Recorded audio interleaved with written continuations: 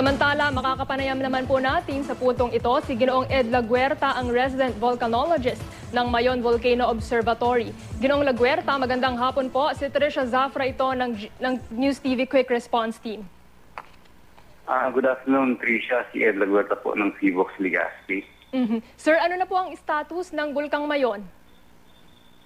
Sa ngayon po, sa pinapakita nitong pagkakaroon ng patuloy na pag-umbok ng Mayon, doon po sa northern side, 4.1 mm ang ibinagdag nito at 1.1 po dito sa may southern side. At yung patuloy po na pakakapag-measure ng gas output ng sulfur dioxide ng mababa sa baseline value na 290 lang nakuha tons per day kahapon, ay nagpapatunay po na patuloy ang pag-umbok nito at pag-pressurize ng sa loob na bahagi ng bulkan. Ito po ay indikasyon na hindi po pababa ang antas ng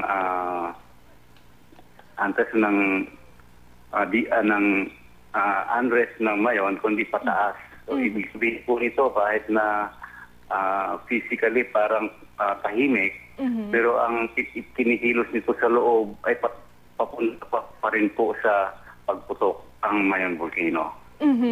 Sa inyo pong tansya, sir, kailan po kaya ito nga pong pinaghahandaang pagsabog ng bulkan ngayon, gayong hindi siya nagpapakita ng anumang indikasyon ng pagbaba ng mga materyales sa loob ng bulkan? Ito po ay tinitingnan pa rin namin base po doon sa sa Alert Level 3 analysis na sa loob po ng mga ilang linggo. Pero ang inaano po natin dito, kasi may mga instrumento rin po tayo doon sa may itas na bahagi ng bulkan at tinitingnan natin itong nangyayari dito na medyo mababa pa na parte ng bulkan kung magpapatuloy ito sa taas na bahagi. At sa ngayon po kasi tinitingnan din natin ang mga pagkilos ng Mayon sa pamamagitan ng pag-re-record natin ng mga lindol. Sa ngayon, kahapon po nakapagtala pa rin tayo po ng tatlo na volcanic earthquakes at isang rockfall event sa loob ng 24 hours. So ito po yung titingnan natin mga pagbabago at ang naman po ng Mayon kung sakali man ay sa loob po ng ang Alert Level 3 to Alert Level 4 ay nag-a-average po ng 3 buwan. Pero titingnan pa rin natin po dito ang dahil sa kinikilos ngayon na medyo mabilis na hindi umabot sa ganong panahon. Kamusta naman po yung mga evacuees natin, sir? Sa ngayon po, ang base po doon sa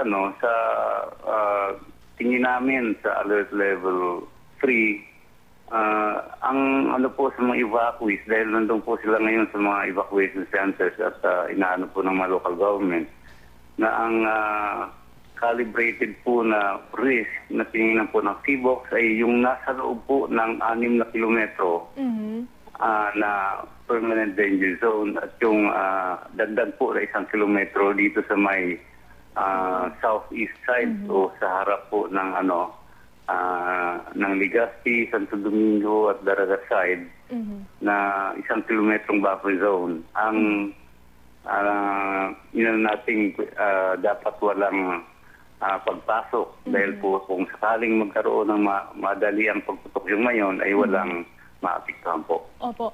Sir, batay po sa mga report nitong mga nakakaraan, meron pa rin daw pong mga nakakapasok doon sa danger zones. Ano na pong status nun ngayon, sir? Nagkaroon ba ng paghihigpit sa mga tao?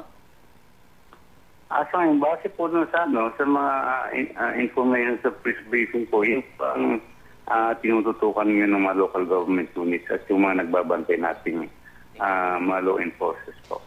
Okay, maraming salamat po, Ginoong Ed Laguerta, ang resident volcanologist ng Mayon Volcano Observatory.